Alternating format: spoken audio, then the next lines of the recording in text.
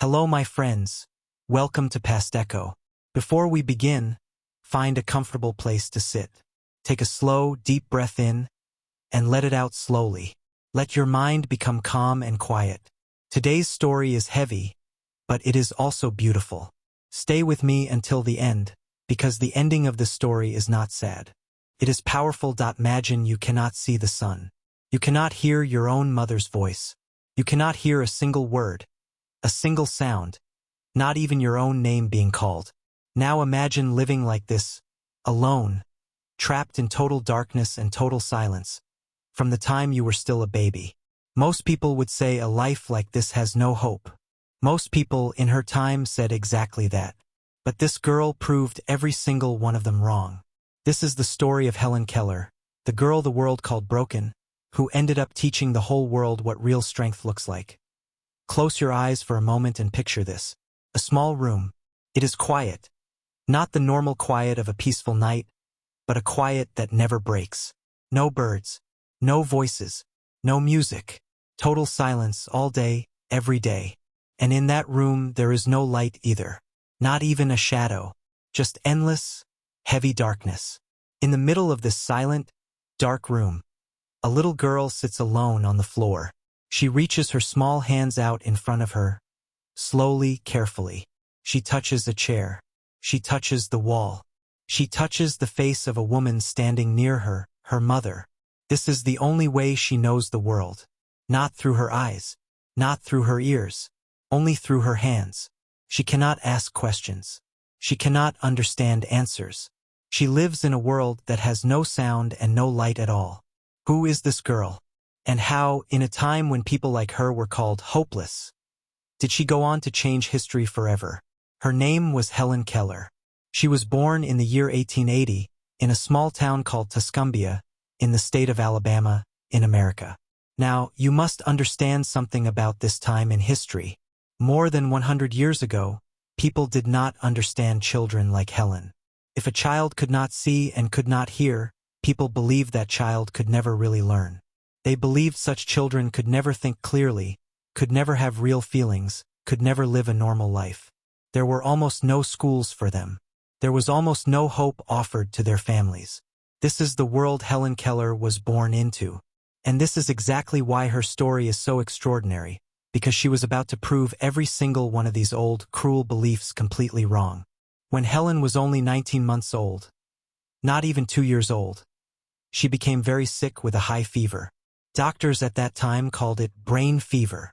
Today, many historians believe it may have been scarlet fever or meningitis, though we cannot be completely certain verify this fact.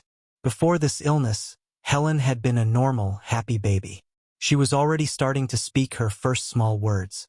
She could see her mother's smile. She could hear her father's voice. But after the fever finally broke, something terrible had happened.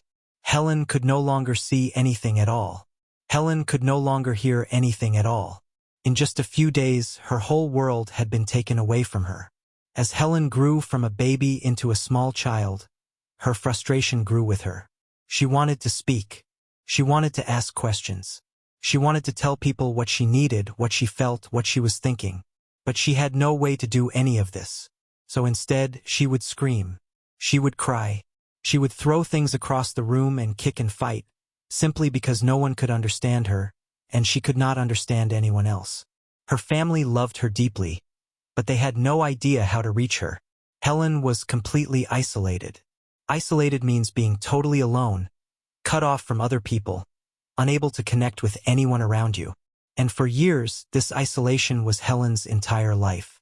Helen's parents did not know what to do anymore. Some people around them even suggested that Helen should be sent away, placed in an institution for children who could never be taught. They said she was simply too difficult, too wild, too far gone to ever learn anything. But Helen's mother refused to accept this. One day, she read a book that changed everything. A story about another deaf and blind girl who had actually learned to communicate with the world. This small story gave her a spark of hope. She would not give up on her daughter. She began searching everywhere for someone, anyone, who could reach Helen. Her search eventually led her to the Perkins Institute, a special school for blind children. And there, she found a young teacher named Anne Sullivan. When Anne Sullivan arrived at the Keller family home in the year 1887, Helen was almost 7 years old, and she was wild. She fought against everything, every lesson, every rule, every attempt to teach her, and tried again and again to reach through to her, but Helen resisted every single time. Days passed with no progress. Then weeks passed. It began to seem like nothing was working at all, like maybe everyone had been right, like maybe Helen truly could not be reached, and needed a breakthrough. A breakthrough means a sudden and important success that happens after a long, difficult struggle. And one ordinary afternoon, that breakthrough finally arrived. A moment that would change not just Helen's life, but the history of the entire world, and led Helen outside to the water pump behind the house. She placed one of Helen's hands under the cold, flowing water.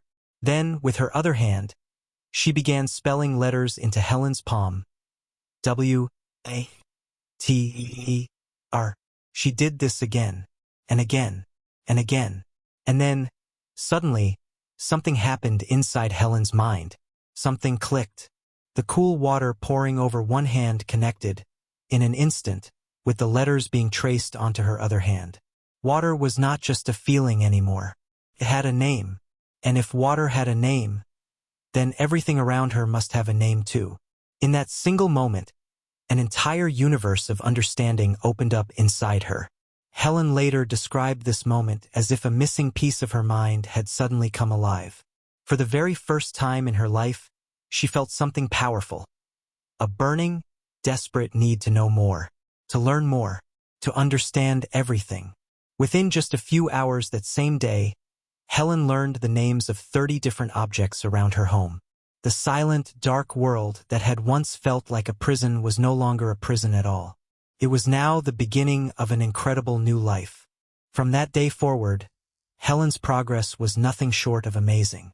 She learned to read using raised letters that she could feel with her fingers, and later, she learned Braille. She learned to write clearly and beautifully. She even learned to speak out loud, spending years training her voice to shape sounds she herself had never once heard. In the year 1904, Helen achieved something that no deaf and blind person had ever achieved before in history. She graduated from Radcliffe College with a full Bachelor of Arts degree. Think about that for a moment. A girl the world once called hopeless had just outworked, outstudied, and outlasted almost everyone around her. She became a successful writer, publishing several books, including her famous life story, called The Story of My Life. She became a powerful advocate. An advocate is someone who speaks up publicly to support and defend a cause. Helen traveled the entire world, giving speeches, fighting for the rights of people with disabilities, and supporting women's right to vote. She met kings, presidents, and famous world leaders.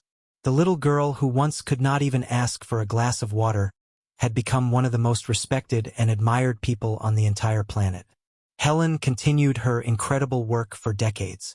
She stood beside her teacher, Anne Sullivan, for almost 50 years, until Anne passed away in the year 1936. But even with all her fame, all her success, and all her achievements, Helen still carried a quiet loneliness inside her. She never married, and she had just lost the one person who had opened the entire world to her, the person who had given her language, and with it, her freedom. Helen Keller passed away in the year 1968. At 87 years old, verify exact date. But her story, her courage, and her message did not end with her death. It is still alive today, and it still has the power to change lives, including yours. And here is why Helen's story matters so much to you, right now, in this moment. Just like Helen once had to learn an entirely new way of understanding the world. Through touch, through patience, through failure after failure, you are also learning something completely new. You are learning English. And some days it will feel hard. Some days it will feel like nothing is working. Exactly like those early frustrating weeks between Helen and Anne Sullivan. But remember this, Helen's entire life changed in one single moment at a water pump. After facing failure again, and again, and again, she did not give up. And because she did not give up, that one small breakthrough moment finally came. Your own breakthrough moment in English is coming too. It might come today.